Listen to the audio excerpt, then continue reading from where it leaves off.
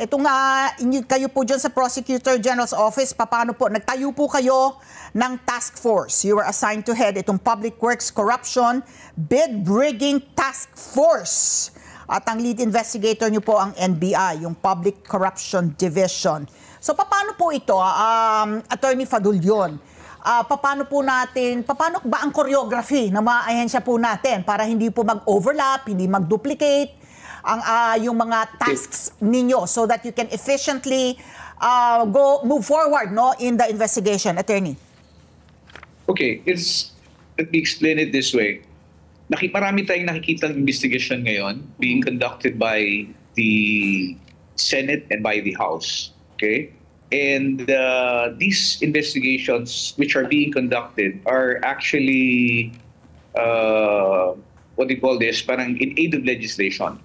Yung task force na binuod na sa Department of Justice, kasi ang kakalabasan naman yan is whatever the results of their investigation will be forwarded to agencies that will conduct preliminary investigation and which will eventually determine kung magpa-file ng kaso o hindi. So, hindi pa man natatapos ang investigasyon na ginagawa ng Senate Blue Ribbon Committee at saka ng House, minabuti na ng department na magsagawa na ng sarili niyang pagsisiyasat sa pamamagitan ng pagpapadala ng mga tauhan ng NBI at alamin kung ano yung i-validate yung ibang mga impormasyon na nakuha natin o natutunan natin doon sa mga investigations na ginagawa sa Congress.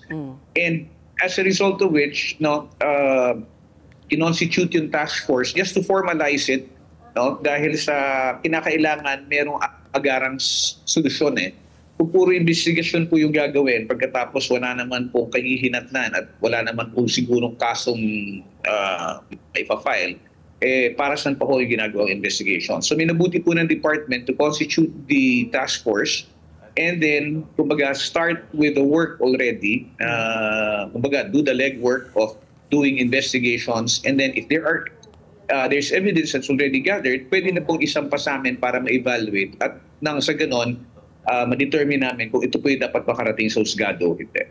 So, Attorney, ibig sabihin ho ba, just to visualize po yung sinasabi ninyo, yung mga sinampang kaso po ni DPWH Secretary Vince Dizon, yan ba itinuturn over niya muna sa inyo? Or parallel po siya, nagbibigay siya ng kopya sa mga nakita na niya, yung mga actual sites na he visited? Does he give you a copy and then he also gives a copy to the ICI? How is the division of labor po divided, among all these investigating agencies po? Well, right now, pati ang mangyayari kasi yan, as far as the cases that were filed by Secretary Vince Dizon, I think he filed that before the Office of the Ombudsman. Kasi there's also a delineation as to jurisdiction. When you file cases with the Ombudsman, these are as against persons na may certain salary grade, 27 and above, and then the charges pertain to cases na cognizable by the Sandigan Bayan. Now, on the part of the Department of Justice, any case involving individuals with salary grade below 27 and which are cognizable by the regional trial court, sa amin po yan. Kami po ang mag-iimbestiga, kami rin po ang magpa-file at kami rin po ang magpo-prosecute yan sa kaso. Now, in as much as there are several investigative bodies now, ang mangyayari ngayon yan, hindi ko lang alam ang magiging mechanics ngayon, what will happen to the investigations in the House and in the Senate.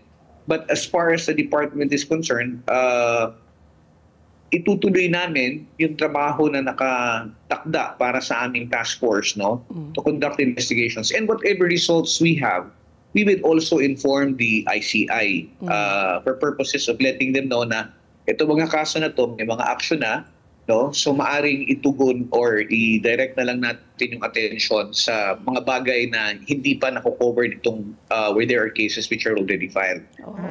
Sa ngayon lang kasi, hindi pa malinaw yung parameters kung anong gagawin if everybody will just take the lead from the ICI.